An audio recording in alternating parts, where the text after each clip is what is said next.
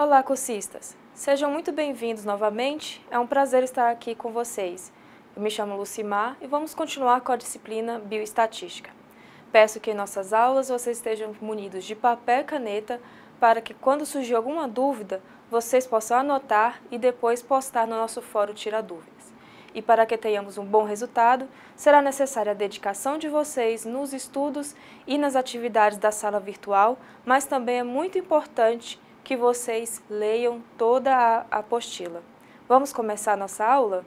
Agora que você já compreendeu o conceito de hipótese, estatística e os testes estatísticos, poderemos fazer uma análise de variância. Essa análise é fundamental para que se possa fazer a comparação de médias.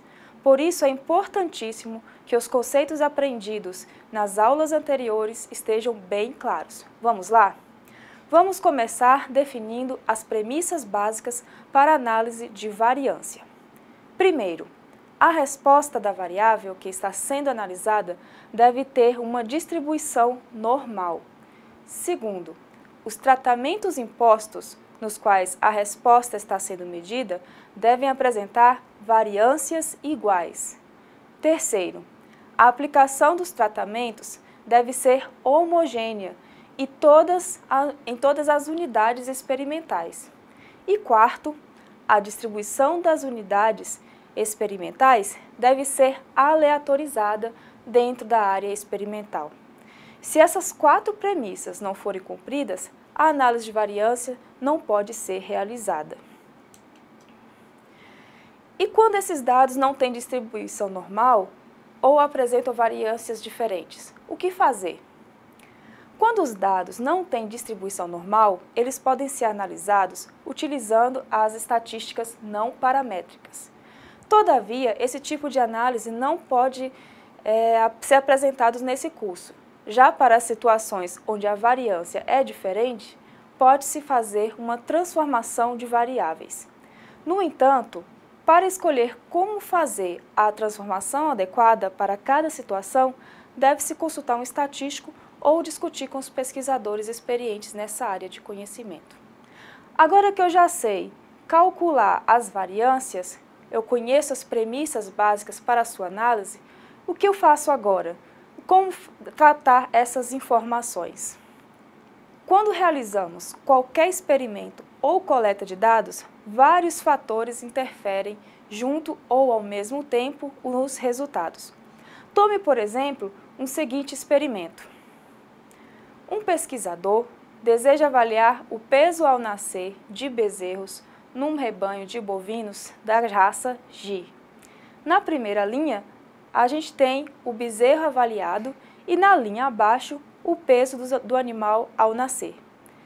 Temos números variando desde 18 kg no bezerro 6 até 30 kg no bezerro 1. Observe que vários fatores podem estar interferindo no peso ao nascer dos bezerros. Entre as possíveis causas de variação, podemos citar sexo da cria, efeito da linhagem paterna, peso e alimentação da mãe, idade e número de partos da mãe, época ou estação de nascimento dos bezerros. Todos esses fatores podem contribuir para o resultado do peso encontrado.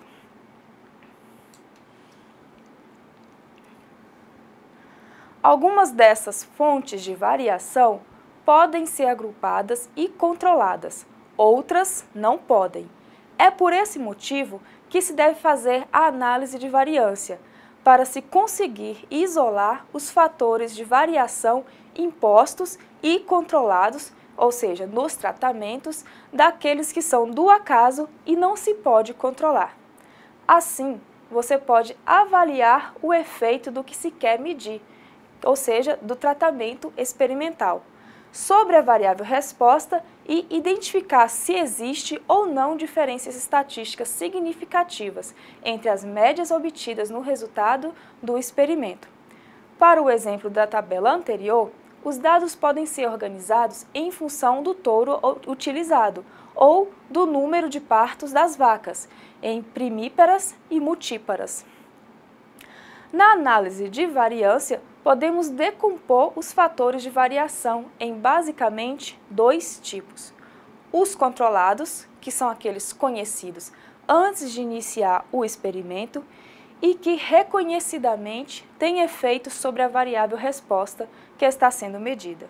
Por esse motivo, seus efeitos são medidos e entram no modelo estatística. E as aleatórias, ou chamadas do acaso, que corresponde às variáveis desconhecidas, ou seja, que não podem ser controladas, e vão compor o erro experimental. Sempre que possível, deve-se minimizar a ação das variáveis aleatórias e do erro experimental. Afinal, é para isso que se faz planejamento de experimentos e se procura controlar a aplicação dos tratamentos. Assim, conhecendo-se as fontes de variação do experimento, pode-se aplicar o modelo estatístico adequado e fazer a contabilização dos resultados através da análise de variância. Para isso, os fatores de variação estudados são decompostos em função de seus graus de liberdade e da soma dos seus quadrados.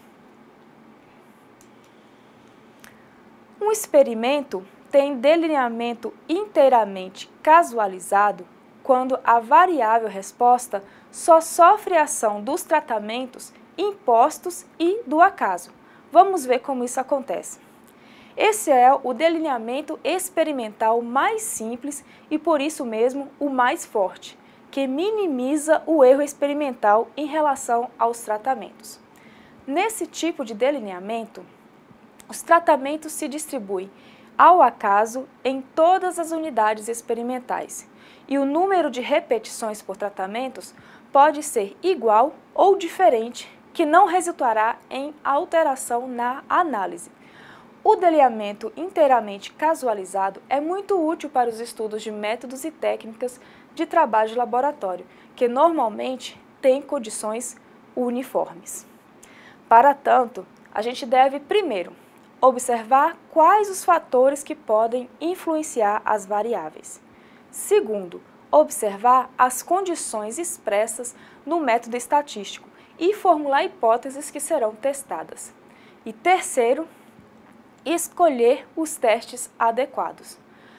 Por quarto e por último, observar se os dados têm distribuição normal e assim observar os fatores que serão analisados e em seguida determinar o total de parcelas e o grau de liberdade total.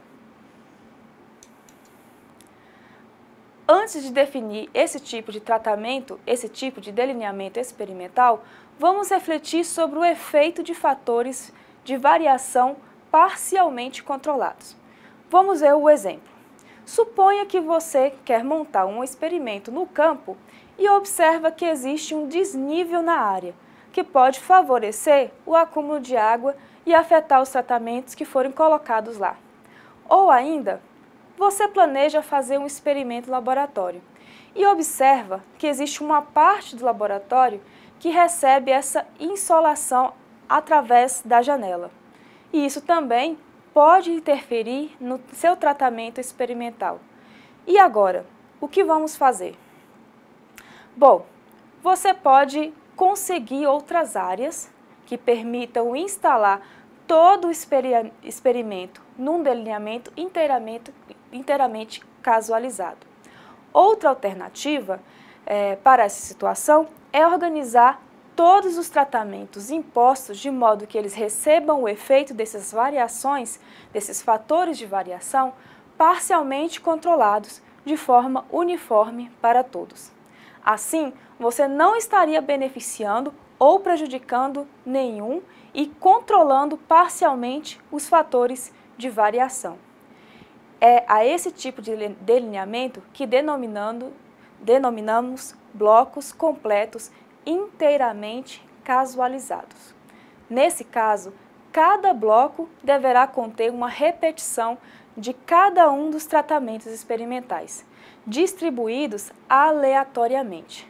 Desse modo, os blocos podem ser convencionados como um fator de variação que ocorre em uma só direção e é perpendicular à disposição dos tratamentos. Nesse tipo de delineamento experimental, uma parte da soma dos quadrados do erro experimental é transferida para testar o efeito dos blocos sobre as médias. Por outro lado, possibilita a uniformização da aplicação dos tratamentos.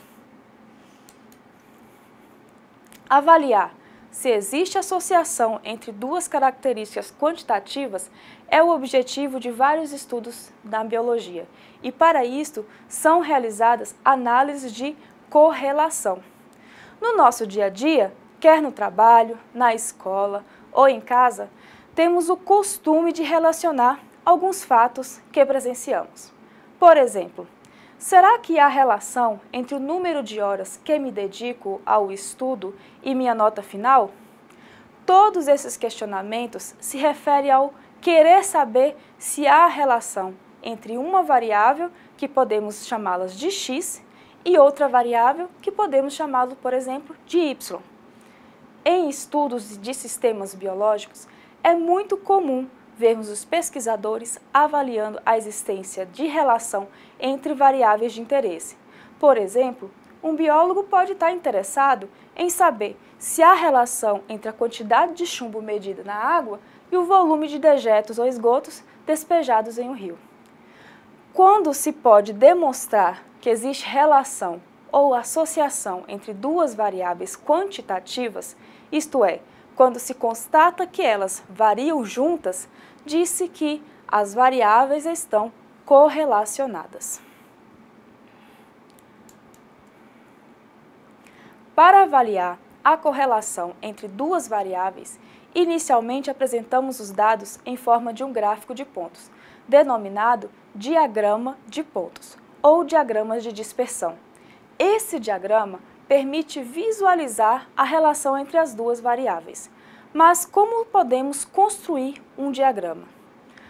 Vamos tomar como exemplo as informações sobre a altura dos alunos do curso Ciências Biológicas e acrescentar mais uma variável a ser medida, o peso desses alunos.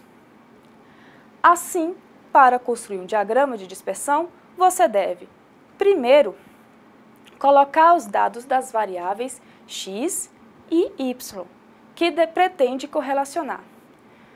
No nosso exemplo, podemos chamar a variável x a altura dos alunos e o y o peso dos mesmos, conforme podemos visualizar na tabela. Em seguida, você deve traçar um sistema de eixos cartesianos, representando uma variável em cada eixo, ou seja, a variável que chamamos de x, a altura dos alunos, deve ser colocada no eixo x, e a variável que chamamos de y, o peso dos alunos, deve ser colocado no eixo y. O próximo passo é marcar pontos nesse gráfico, de modo que, para cada valor de x, você tenha um y correspondente. Por exemplo, se pela nossa tabela x for 1,67 metros, y será 56 quilos.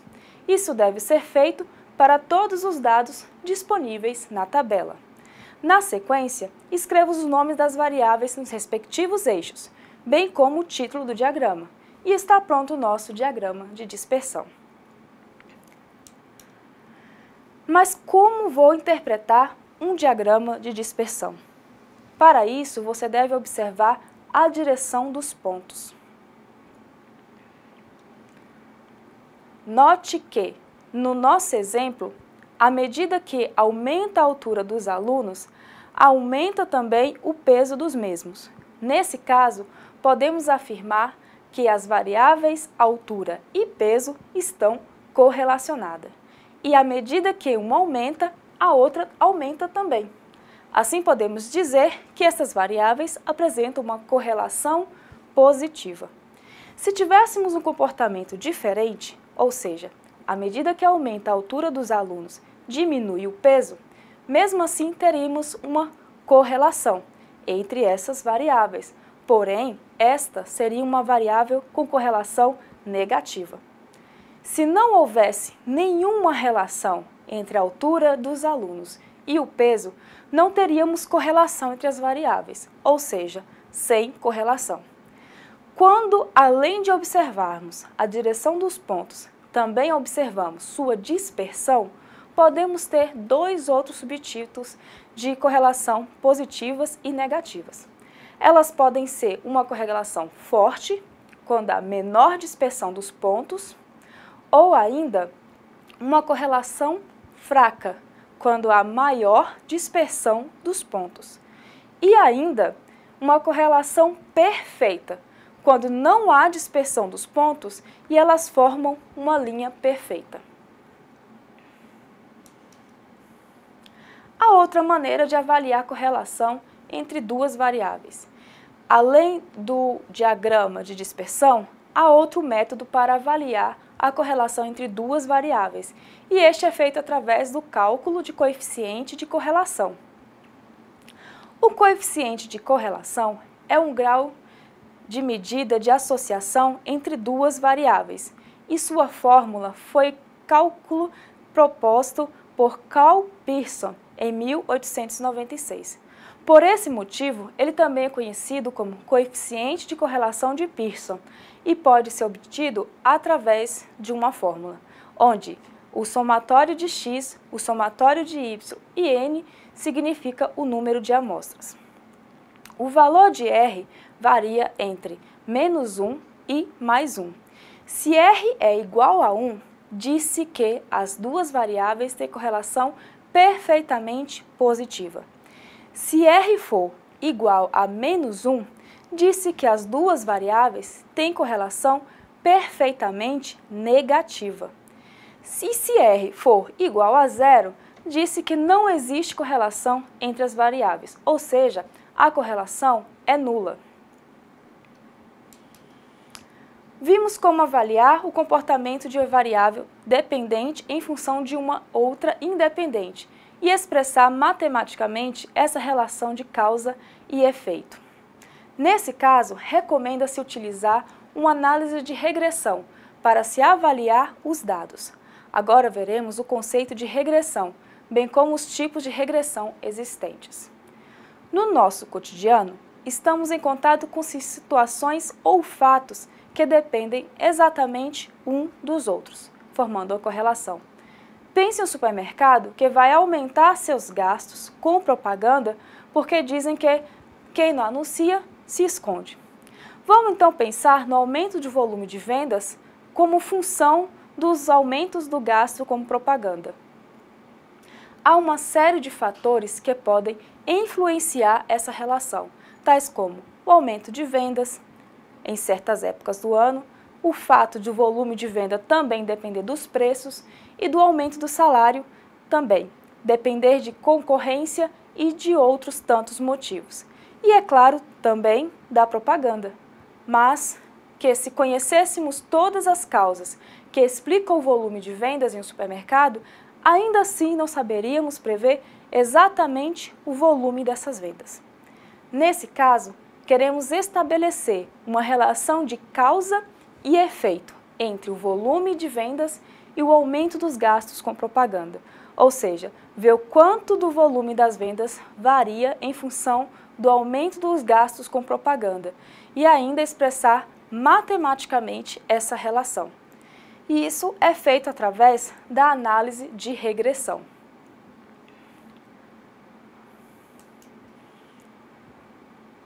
Mas o que é regressão? Algumas vezes estamos interessados em saber não apenas se existe associação entre duas variáveis quantitativas, uma correlação simples entre x e y, mas como é o caso da correlação, temos também uma hipótese a respeito de uma provável relação de causa e efeito entre variáveis, ou como uma variável varia em função da outra. Desse modo, a análise de regressão refere-se ao estabelecimento dessa relação causa e efeito entre duas variáveis quantitativas e pode ser expressa matematicamente. Assim, usa-se a análise de regressão com duas finalidades. A primeira, para previsão, para prever o valor de uma variável chamada de x a partir de uma outra variável chamada de y. E a segunda, para estimativa, estimar o quanto x influencia ou modifica y. Na biologia, existem esses tipos de análise, ou seja, análise de regressão ou análise de relação de causa e efeito entre variáveis é muito utilizada entre experimentos cujo objetivo é determinar como uma variável varia em função da outra. As variáveis x e y a serem submetidas à análise de regressão recebem denominações específicas, dependendo de que tipo de relação queremos analisar. Se desejamos saber se y depende de x, nesse caso, y é chamada de variável dependente ou variável resposta, e x é chamado de variável independente, ou seja, variável explanatória ou explicativa. Caso contrário, se desejamos saber se x depende de y, nesse caso, x que seria a variável dependente ou variável resposta e y é a chamada de variável independente ou variável explanatória. Por convenção, vamos estabelecer que y será sempre a nossa variável dependente e x a nossa variável independente. Como vimos, a regressão linear simples se caracteriza pela dependência de um valor de y em relação ao valor de x. Essa dependência ela é expressa matematicamente por meio de uma equação descrita adequadamente por uma reta, chamada de reta da regressão linear. Essa é a reta que relaciona as variáveis x e y e é representada pela equação, onde y significa a variável dependente, alfa significa o coeficiente linear, que quer dizer o valor de y quando x for igual a zero, beta significa o coeficiente angular, ou seja, a inclinação da reta, que indica o aumento ou a diminuição em y para cada aumento de uma unidade de x, e x significa a variável independente. Aqui temos um exemplo de reta de regressão, que representa a quantidade de anestésico hidrolisado no plasma de um paciente em função do tempo decorrido após sua administração.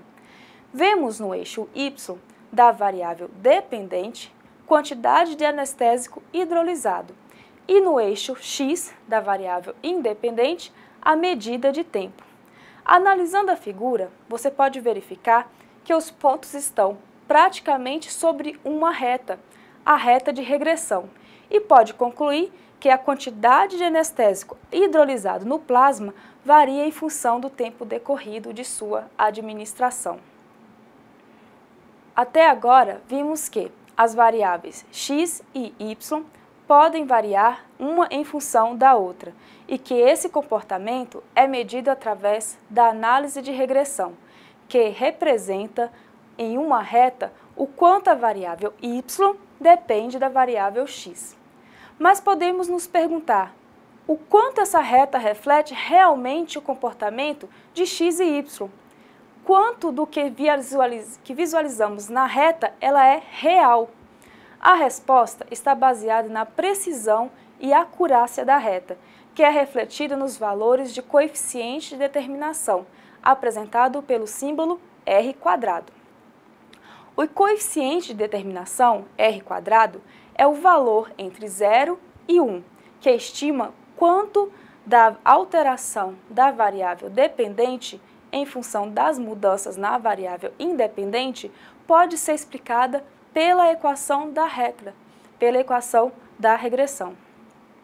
Por esse motivo, os coeficientes de determinação pode ser definido como o grau de ajuste da reta de regressão estimada ao conjunto de dados. Ele reflete quão bem o modelo se ajusta ao conjunto de dados utilizado para elaborar a equação e, por esse motivo, denota a força e a associação linear entre x e y. Por isso, r² assume diferentes valores, sempre variando de 0 a 1. Se for igual a 1, significa que a variável explicada responde por 100% da variação total, ou seja, a reta da regressão representa perfeitamente o conjunto de dados e toda a variação de y está relacionada com a de x. Se for diferente de 0 ou inferior a 1, significa que a variação explicada responde por uma porcentagem da variação total. Por exemplo, se r² for 0,81, indica que aproximadamente 81% da variação em y está relacionada com a de x e que o restante, 19%, é explicado pelo acaso. E se r² for igual ou muito próximo a zero, quando isso acontece, significa que o valor médio de y é a melhor projeção para qualquer valor de x, ou seja, a reta da regressão não representa os dados observados e, por isso, não se deve ser utilizado para fazer inferências sobre a correlação.